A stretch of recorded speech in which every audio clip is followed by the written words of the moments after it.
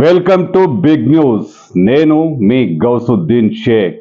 ఉన్నదే రాస్తా, చూసిందే చెప్తా. బీఆర్ఎస్, బీజేపీ, ఆ పార్టీ ఈ పార్టీ, ఏ పార్టీ ఎన్ని నాటకాలు వేసినా మూసి ప్రక్షాళన ఆగదు. మూసి ఖచ్చితంగా ప్రక్షాళన జరుగుతుంది. ఇందులో సమస్యలు ఎన్ని వచ్చినా పేదల పక్షాన ఉంటాం, పేదలను ఆదుకుంటాం. కానీ మూసి ప్రక్షాళన ఆగదు అంటూ ముఖ్యమంత్రి రేవంత్ రెడ్డి చాలా క్లియర్ కట్గా మరోసారి చెప్పేశారు. ఎలాంటి సూచన చేయకుండా, ఎలాంటి మార్గాలు చూపకుండా రాజకీయ కారణాలతో గొడవ చేస్తున్నారు. అయినా సరే రాజకీయాలను పట్టించుకోరు. మూసి సుందరీకరణ, మూసి ప్రాజెక్ట్ ఖచ్చితంగా జరుగుతుందంటూ ముఖ్యమంత్రి రేవంత్ రెడ్డి బీఆర్ఎస్, బీజేపీ నాయకులకు చురుకలంటించారు. మూసి రివర్ డెవలప్మెంట్ ఫ్రంట్ ఎవరు అడ్డం వచ్చినా నిర్మించి 55 కిలోమీటర్ల మూసి రివర్ డెవలప్మెంట్ ఫ్రంట్ మీ చేతుల మీదుగా నిర్మించి ప్రపంచానికి ఆదర్శంగా నిలబెడతాం. లండన్లో హడ్సన్ రివర్ ఉంటుంది, అదే లండన్లో థేమ్ రివర్ ఉంటుంది, అమెరికాలో హడ్సన్ రివర్ ఉంటుంది, అదేవిధంగా గుజరాత్లో మీకు సబర్మతి రివర్ ఫ్రంట్ ఉంటుంది. హైదరాబాదు నగరానికి న్యాచురల్గా ఉన్న మూసీ రివర్ ఎందుకు అభివృద్ధి చేసుకోవచ్చా అని నేను అడుగుతున్నా. ఇవాళ నేను మిమ్మల్ని అడుగుతున్నా, కృష్ణ, గోదావరి, యమున, గంగా, సరస్వతి అన్ని నదుల పేర్ల మీద మన ఆడబిడ్డలకు పేర్లు పెట్టుకుంటున్నాం. అవునా? మన ఇంట్లో ఆడబిడ్డ పుడితే కృష్ణానో, కావేరో, గోదావరో, సరస్వతో, గంగానో అని నదుల పేర్లు మన బిడ్డలకు పెట్టుకుంటున్నాం. ఏ తండ్రి అయినా ఆయన బిడ్డకు మూసి అనే పేరు పెట్టుకున్నాడా? ఇన్ని నదుల పేర్లు, పవిత్రమైన నదుల పేర్లు మన ఆడబిడ్డలకు పెట్టుకున్నప్పుడు మూసి అనే రివర్ పేరు ఏ తండ్రి అయినా బిడ్డకు పెట్టుకున్నాడా? ఎందుకు పెట్టుకోలే?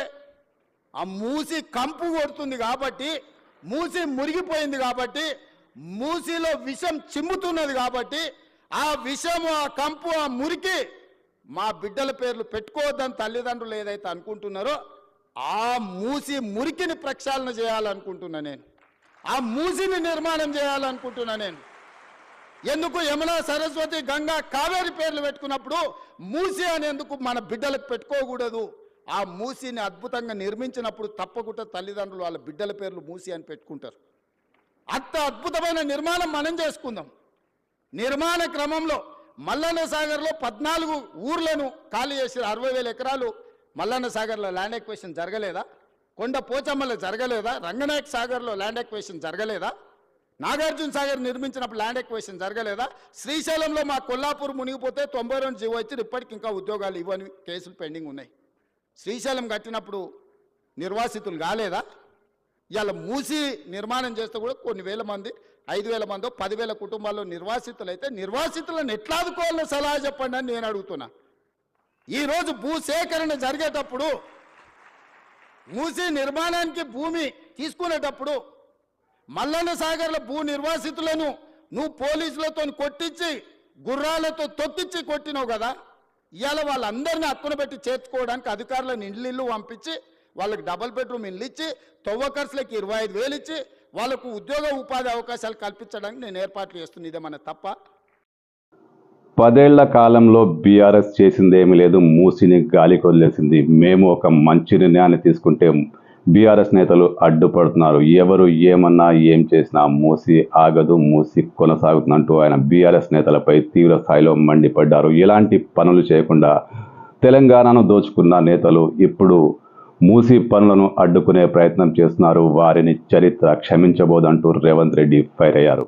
బీఆర్ఎస్, బీజేపీ నేతలకు రేవంత్ రెడ్డి ఒక సూటి ప్రశ్న వేశారు. మీరు ఫామ్ హౌస్లలో, విల్లాల్లో ఉంటారు. మూసి ప్రజలు మాత్రం మూసిలోనే పుడుతూ, మూసిలోనే చస్తూ, మూసిలోనే బతకాలా?